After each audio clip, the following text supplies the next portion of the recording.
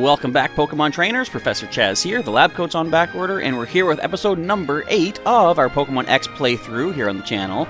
In the previous episode, we started off with a pretty lengthy battle versus the professor of the region, Professor Sycamore, which, as I said previously, I think a couple episodes back, might sort of be a little hint towards what I think I hear the initial final boss of Red and Blue is supposed to be, Professor Oak being like the final challenge. So anyway, if not, that might actually be, now that I think about it, reserved for Gen 7 when you take a look at the end of that game. Anyways, we did pick up a new Pokemon from the good professor, and we'll go over the team in just a little bit here, because right now our mission is supposed to be to head towards Camp River Town, and that is in the opposite direction. We're going back a little bit, though, because once we head into the Pokemon Center and take care of a little bit of business, we'll explain what's going to happen. So, right now, I'm going to, as sad as it is, box away a couple of our Pokemon here. So, where is Pikachu? We're going to move you into our PC. And Shellberg. We are going to put them away for now because we have our Kalosian, Pikachu and Squirtle, to work with right now. It's going to be fun having a Pikachu and a Squirtle that actually obey me once again. Not that I'm upset with Shellberg or Pikachu, of course. They don't know that that I can prove myself in this region.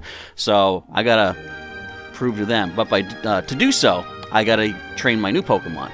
Anyway, what I'm trying to say is, let's do a team recap.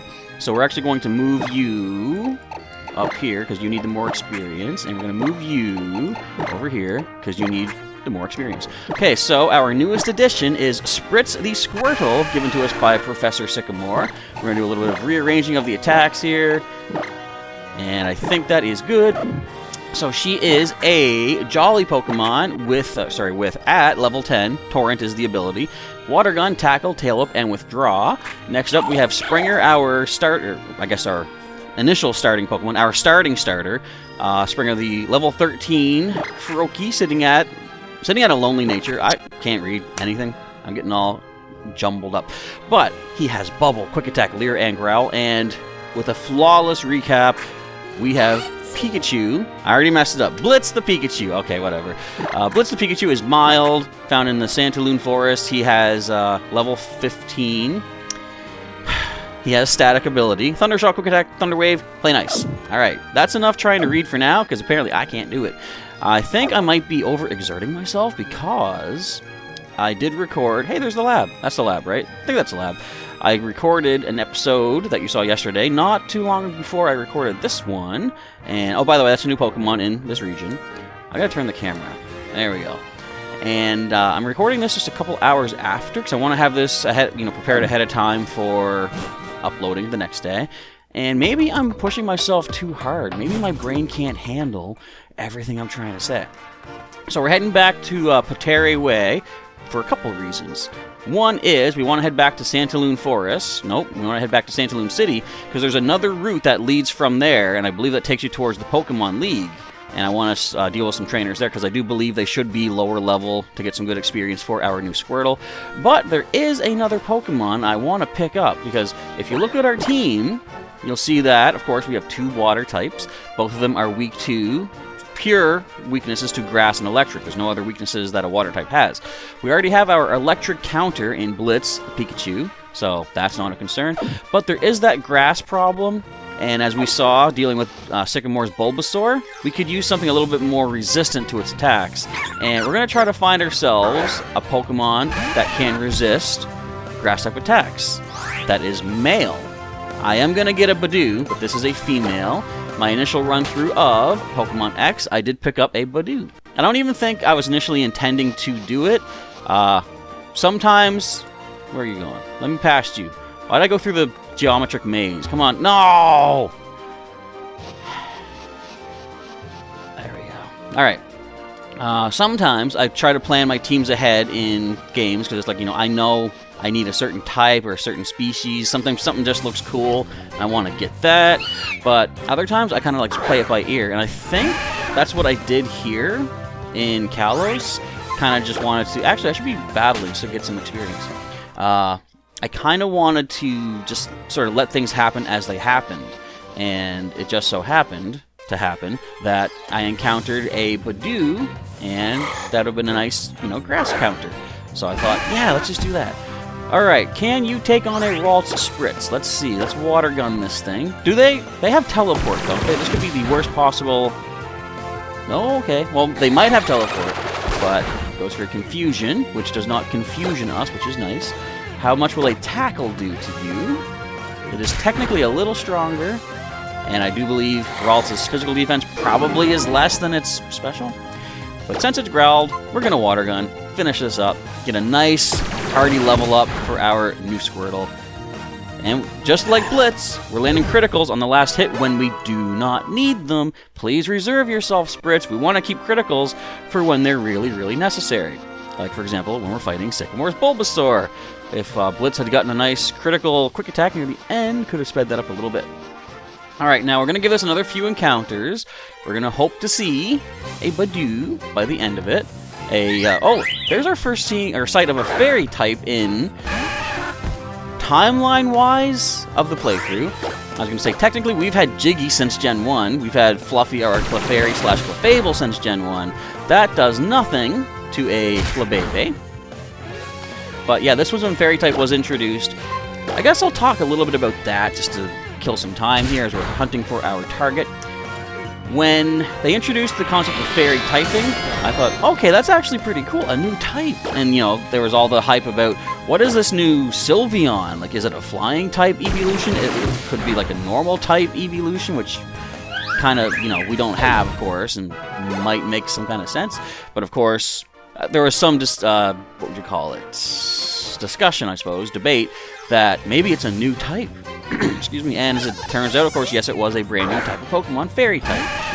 So I thought it was cool that they added that in, but I did, at first, think it was kind of weird that they were taking previous Pokemon that we knew of, like, let's just say Jigglypuff, and nice critical tackle. That's kind of when we did need it, so that works out well, Spritz, thank you. But, it felt weird that they were turning, let's just say Jigglypuff, into a normal and Fairy type. Because at this point, since Fairy resists fighting and normal is weak to it, now Jigglypuff would be neutral to like fighting attacks, and it has like a new weakness to steel and poison. Excuse me, all this kind of weird stuff. And I didn't like it at first. Like, I felt Fairy type certainly fits the look of Jigglypuff. But I thought, since we've been so used to it being a pure normal type, they should have given it a new evolution other than Wigglytuff to become normal and fairy, instead of just changing what there was, because Pokemon in the past has been pretty good at keeping things consistent in that sense. Like, I've mentioned this before, so the reason you can't get a Yanma before Gen 4 is because Ancient Power was not an attack just yet. I don't think it was in Gen 3. Stop confusing me, please, Ladybug. I just want to get the knockout. Not on myself, please. But they've been careful to make sure, things are consistent as new things are added. So, for example, like I said, Ancient Power, only when Yanma learns Ancient Power can it evolve into Yanmega, and it couldn't learn it before Gen 4. Level up for Spritz, nice. No new attack, but that's okay. One time that they did kind of make a mistake with things not being consistent. In Gen 4, what was it? Lickitung was given the ability to evolve into Licky Licky if it knows the move Rollout. You stole my Torrent? How dare you? And so previously, before Gen 4, Lickitung was not able to learn Rollout, except for one instance, and I believe it was a move tutor in Pokemon XD Gale of Darkness, I believe, that could teach Rollout to certain Pokemon. They could teach Rollout to a Lickitung, which means, technically, in Gen 3, Lickitung should have been able to evolve into Licky Licky. So, I mean, that's, of all the instances of new evolutions and stuff, that's the one time that comes to mind that I wouldn't even say, they messed up. They just didn't consider that. But still, in all the times of what they've done for evolutions and new stuff added in, they've been very careful. I will say, that's one thing I didn't like about Sword and Shield. Not that I've played it, but I have seen this aspect of it. They've made it now, so things like, what is it? Leafeon and Glaceon, they no longer evolve based off of a certain stone, not even a stone, certain rock, like Icy Rock or Mossy Rock. They don't need to be near one of these items, these objects in the world, to evolve into their respective evolutions. I don't know why they did that. They made it so now just a Leaf Stone and an Ice Stone does the evolution for you. Do I want to use a potion? I really don't want to waste a potion. I'm going to run to the Pokemon Center. So I'd say that's one of the things I didn't like about Sword and Shield, that they lacked a certain level of consistency that they, like, Game Freak has been super, super careful with all along the generations up until then.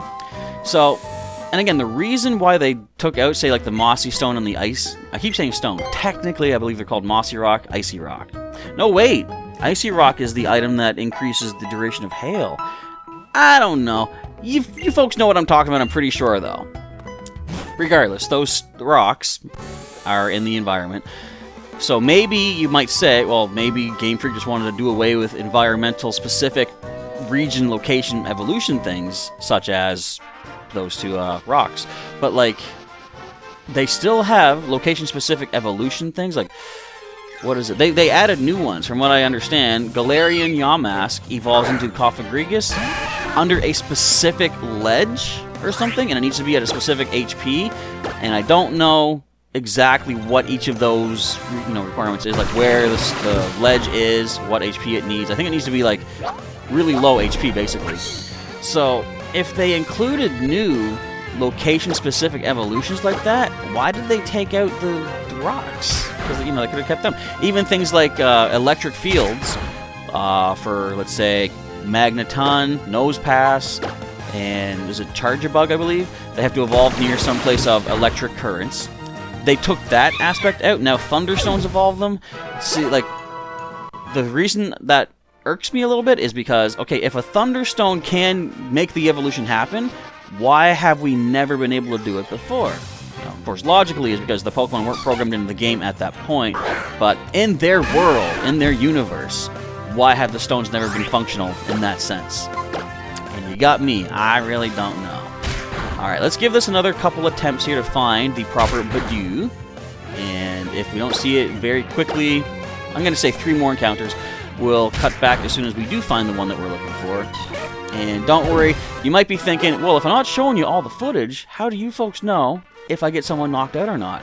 Frankly, you're just going to have to trust me. But look at the levels that we're fighting. Is there really a chance that we're going to get knocked out by like a level 8 Leddyba? When I can switch into Pikachu, handle it easily.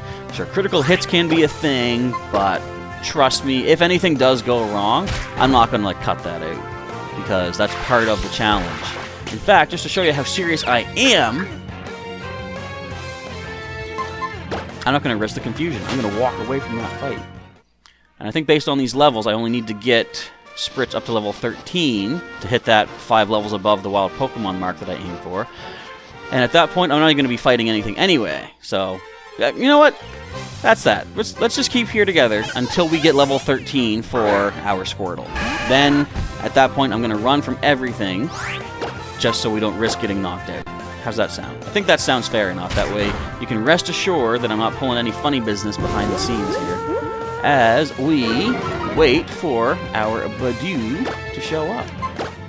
So, what's your special defense like there, Combi? It's about the same as your physical, apparently. Pretty close. How many tackles, how many water guns do we got left? I like to sort of, spread the PP around as much as I can so we don't run too low on one attack. Like when we tackled that Bulbasaur Sycamore, where we went into the yellow for our quick attack, and I was like, I didn't even realize we didn't heal up yet. That could have been disastrous. But fortunately, he was only at level 10. And so I wonder if it's supposed to be like when he gives you the Pokemon, is it supposed to be the Pokemon that he used against you that he's giving you? It might make sense because he only uses those 3. So I'd believe it. Come on, let's get to level 13. Let's go, let's go, let's go. Critical hit. Very nice. I actually just did a little bit of Pokemon going in between these 2 episodes as well. Not sure when that video will go out. I've probably got enough footage from the past couple days to fill up a Pokemon Go episode, they've introduced a new collection challenge in the game, and I've only got a couple more species to catch for that to complete. And you're getting some rare candies for it. It's so cool. We have a Flabébé once again. The interesting thing with Flabébé is the color of its flower is determined by where you find it. So on this route, of course, you've seen, if you've been paying attention, red flowers, yellow flowers on the side of the road. You've got Vine Whip. Good thing it's not Stab, because that could have done more than a whopping 4 damage. But you can also find orange Flabébé on this route that I think you have to be next to, like if you're in a red flower, it has to be next to a yellow flower. So basically the border in between the two colors. And you can find orange Flabébé. And as far as I know, it doesn't change the stats of the Pokemon, anything like that. It just comes down to what color you prefer. There's, of course, other spots later on where you can find Flabébé, and I'm pretty sure it's Evolution, where you can get different colored flowers. And if I remember correctly, purple is one of the options, which is amazing, because if you don't know, purple is my favorite color. Check the wall back here. And I say it's the best color, but not really. Everyone's got their own personal favorites, and now I've been rambling for quite a while, but I want to ramble about this part, because I've wondered, what is it that makes certain things our favorite? Like, so for me, example, what is it that makes purple so more appealing to my eye than orange or yellow or something like that? Because there are some people whose favorite color is yellow. Maybe they don't care for purple. So I would imagine it has something to do with our, our chemicals in our brain, something like that. That hurt. That was a critical. I don't like that. So yeah, that would be my guess, something about the way our brain interprets things. We got a critical back. There we go. Retribution. Now, I will say, something that makes me think purple might be my favorite color is because when I was a kid watching Teenage Mutant Ninja Turtles on TV, Donatello was my favorite of the Ninja Turtles. And if you didn't know, Donatello wears the purple bandana. So that right there made me think, oh, purple's so cool because that's my favorite turtle. But it could be, maybe all along until that point, purple was my favorite color, but I just didn't have an event trigger that realization, Maybe I saw purple with all the other colors thinking it's a color. But thanks to Donatello, he might have made me realize that deep down inside, I was born loving the color purple. So what do you think? Is it our favorite things, and not just colors, let's say like, favorite foods, because that definitely comes down to like chemical reactions and stuff, where your body reacts differently to a certain kind of food than it would other food. But do you think that everything I've yammered on about here, do you think favorites are determined by your, say, DNA or your makeup when you're first born, or is it events that cause favorites to become your favorites? What do you folks think? Let me know down in the comments below, because this is a fascinating study, if I do say so myself. Okay, with all that, we are now at level 13 for Spritz.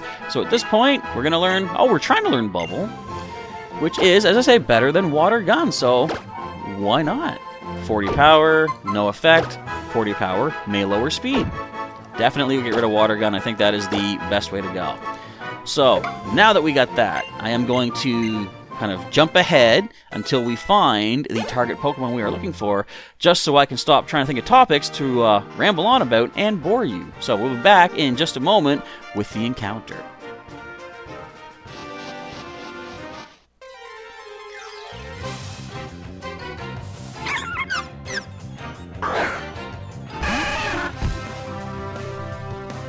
Told ya.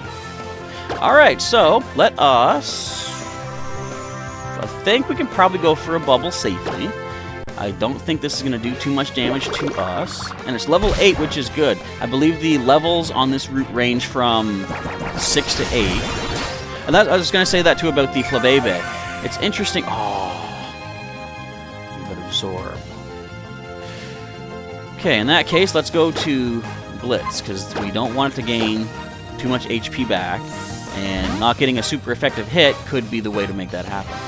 Also, I believe Thunder Shock should be fine to hit you because you do resist that as well. Growth, kind of scary. As I say, it's going to improve both stats offensively, which is not great. We're going to Thunder Wave for starters. But with Flabébé, I remember when I was doing I was trying to get every color of Flabébé at one point, but I wanted to get the lowest possible level because I like training things all the way from low levels. We're level 15. This is level 8. We're like twice the level. I'm not too concerned about Absorb right now. So I was trying to find a level 6 orange Flabébé, but for some reason, they don't exist. At least I've never been able to find one. Let me know, folks. Have you seen, on this route, a level 6 orange Flabébé? Because every orange Flabébé I ever encountered was actually level 8. So eventually I just kind of had to give up on going for the low level. But it's weird because the yellow Flabébé and the red Flabébé, you can find them at level 6 or 8. So just a little strange oddity that I kind of noticed playing through way back in the day. Okay, you're still in the yellow. So I think now's the time to try a Pokeball Go. Look at all the other Pokeballs I can sell for cash. I like that. Okay, can we get the capture on this Pokemon? I think we just might. There we go. Now, initially, Roselia and Roserade have been Pokemon that, just because of, the flowers and stuff, I sort of see as feminine, but it was a male Badoo I initially caught back in the day, so I kind of I don't see it really as male or female now. I can see it as either, so I kind of like how Pokemon has opened my eyes slightly to things like that. Anyway, we have Badoo, the bud Pokemon. When it feels the sun's warm touch, it opens its bud to release pollen. It lives alongside clear pools. So we are going to give you a name, of course, and that name is going to be Axel. And if you don't understand the reference, look it up, maybe. Okay, so what I want to do now is head back to... Actually, no. I've been forgetting to do this whole time. We got to read our Pokedex entries for everything we've got so far, because this is the fun part, isn't it? Alright, so we got to see what our friend Froakie's all about. Froakie, the bubble frog Pokemon. It secretes flexible bubbles from its chest and back. The bubbles reduce the damage it would otherwise take when attacked. And I questioned this in Pokemon Go as well. That makes it sound like they have good defense. But I've really never known the Greninja line to have, high stat in defense. But that makes it sound like it's supposed to. Alright, what else do we got? Oh, look, we got our Pidgeot, we got Butterfree. Maybe what I'll do, I'll read those if and when we add those species to our team. But for right now, we do got to read Pikachu, the mouse Pokemon. It raises its tail to check its surroundings. The tail is sometimes struck by lightning in this pose. The last one we got to find is, where is our Squirtle? We have look how early Gyarados is in this Pokedex. It's usually towards the end when you're looking like Kanto and stuff like that. Okay, there we go. Here we go. Squirtle, the tiny turtle Pokemon. It shelters itself in its shell, then strikes back with spouts of water at every opportunity. Every single chance it gets, it's gonna squirt. It's gonna spray water all over. You're going down. I'm going down to town to heal and deal at the Pokemon Mart? I don't know. I couldn't think of a rhyme. Alright, but actually we're going to heal up here.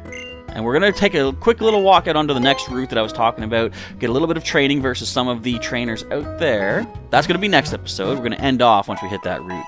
Just to show you what is coming up next. So, I think I already showed in a previous episode, the next Pokemon that we'll be adding to our team from the past is at level 17, I think. So once the whole team that we have now is up to 17, that's when we're going to be seeing a familiar face from a previous playthrough, or two maybe, in our Pokemon X adventure. So, Detourner Way on Route 22. There's not much to show right now. There is... I think there's an item over there. Where's the first trainer? I see the first trainer. Alright, but for now... What does the sign say anyway? Okay, Route 22, also known as Detourner Way. For now, it is time to save up our adventure here on Route 22, because that was another episode full of trying to catch one Pokemon. Isn't that fun? I'll try to make the next episode a little bit longer just to make up for this. So, with that, though, we are done for today's episode. Thank you, folks, for watching our great Badoo hunt. Way less time than it took for that Pikachu, though, which I'm happy to say. Of course, as I said, then I found out Pikachu is so much more common outside the forest.